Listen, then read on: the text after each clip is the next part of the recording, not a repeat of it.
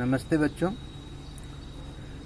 पिछली बार हम लोगों ने प्राइम फैक्टर की पहली विधि फर्स्ट मेथड सीखा था, अभाज्य गुणनखंड प्राप्त करने का पहला तरीका जो गुणे में था। क्षैतिज विधि उसको बोलते हैं, हॉरिजॉन्टल मेथड। आज हम लोग देखेंगे वर्टिकल मेथड। जैसे एक नंबर दिया है 84 और इसका हमको प्राइम फैक्टर निकालना है, तो नाम ही है इसका प्राइम फैक्टर। इसका मतलब है कि हमको सिर्फ प्राइम नंबर्स पर ही विचार करना है। प्राइम नंबर्स कौन से होते हैं? सबसे छोटा प्राइम नंबर 2, फिर 3, फिर 5, फिर 7, फिर 11, 13, 17, 19, इस तरह से। तो वो नंबर्स जो किसी के भी पहाड़े में नहीं आते, इन्हीं को कहते हैं प्राइम नंबर्स। तो सबसे पहले स्मॉलेस्ट से शुरू करेंगे, 2। हम देखेंगे कि क्या इस 84 में 2 से पूरा भाग जाएगा। तो आप इसका यूनिट प्लेस देखेंगे, यहाँ 4 लिखा हुआ है, तो 4 2 के पहाड़े में आता है, इसलिए इसमें 2 से भाग जाएगा। तो हम क्या करेंगे, यहाँ बगल में लिखेंगे 2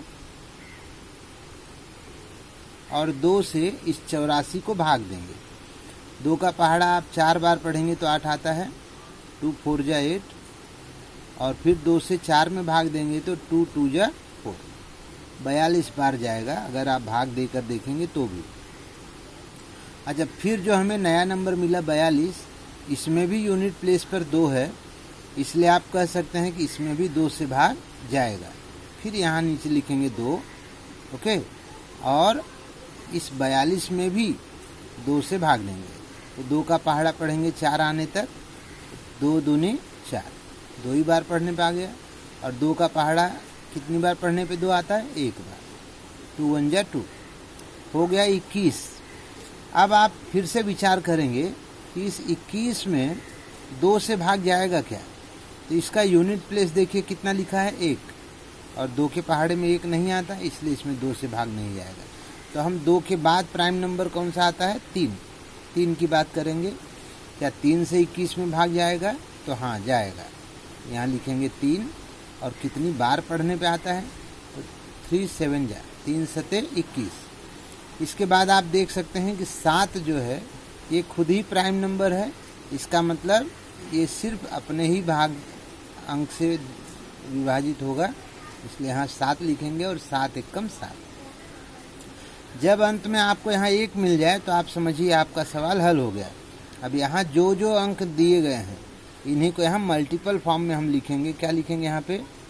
2 × 2 × 3 × 7। ये होगा हमारा उत्तर।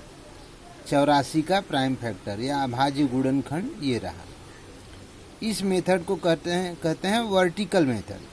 ध्यान रखने वाली बात सिर्फ इतनी है कि यहाँ आप ऐसा कोई भी अंक नहीं लेंगे जो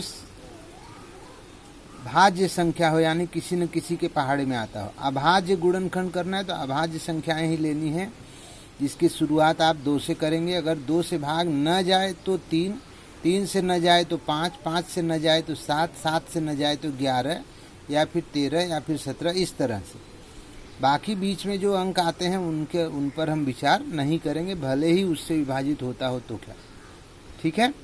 अब इससे रिलेटेड कुछ सवाल मैं नीचे डालूंगा, उसे आप लोग हल करेंगे और ग्रुप में पोस्ट करेंगे। थैंक यू बच्चों।